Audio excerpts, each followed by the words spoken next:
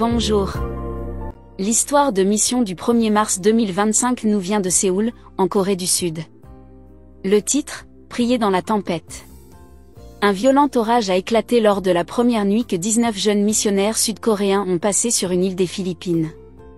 Les adolescents, âgés de 14 à 17 ans, ne s'attendaient pas à un orage lorsqu'ils se sont inscrits à un programme de formation missionnaire d'un an appelé Academy Missionary Movement.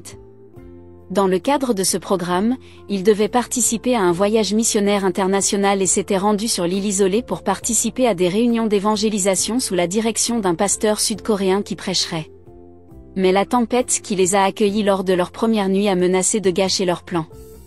11 garçons dormaient dans des tentes installées sur le sol en béton d'un bâtiment d'église partiellement construit sur une plage de sable.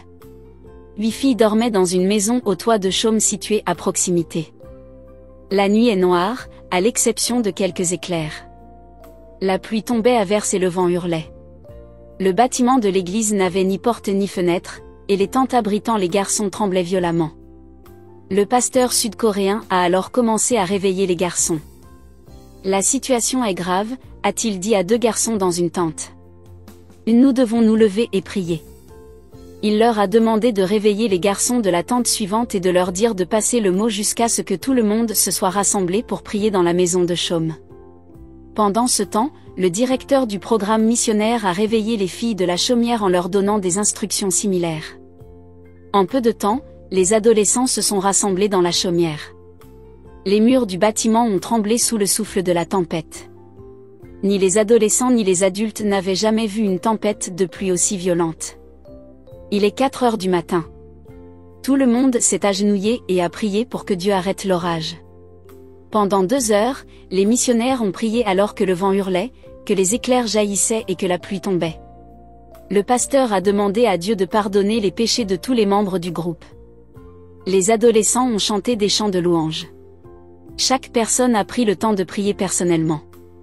Le pasteur a également prononcé un court sermon sur Dieu, refuge dans la tempête.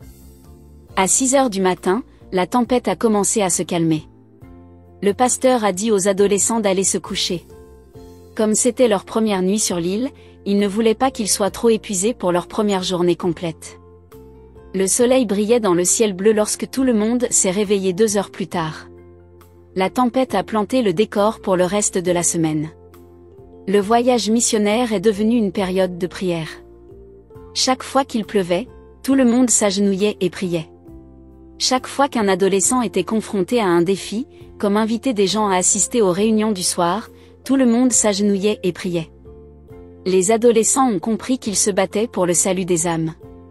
Parfois, ils s'agenouillaient 2 par 2 et priaient pour quelqu'un qu'ils venaient de rencontrer dans un village voisin. Le voyage missionnaire a réservé quelques surprises aux adolescents, habitués à des commodités telles que l'eau courante et les sièges de toilettes chauffants en Corée du Sud.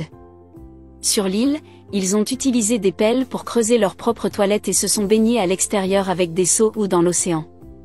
Personne ne s'est plaint. Chaque soir, les adolescents se réunissaient près du bâtiment inachevé de l'église pour lire la Bible, discuter de la journée et remercier Dieu pour la vie, la nourriture et le beau temps. À la fin du voyage, 7 personnes ont été baptisées dans l'océan.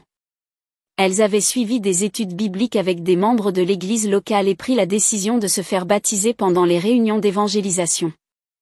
Les adolescents se sont réjouis que cette personne ait donné leur cœur à Jésus. Ils sont retournés en Corée du Sud, exprimant leur désir de devenir des missionnaires pour Jésus tout au long de leur vie. Une partie de l'offrande du 13e sabbat de ce trimestre servira à former des étudiants qui deviendront missionnaires à l'Académie Hankook Samyuk à Séoul, en Corée du Sud. Votre offrande contribuera à l'ouverture d'un centre de formation missionnaire et d'un gymnase à l'académie. Merci de prévoir une offrande généreuse le 29 mars.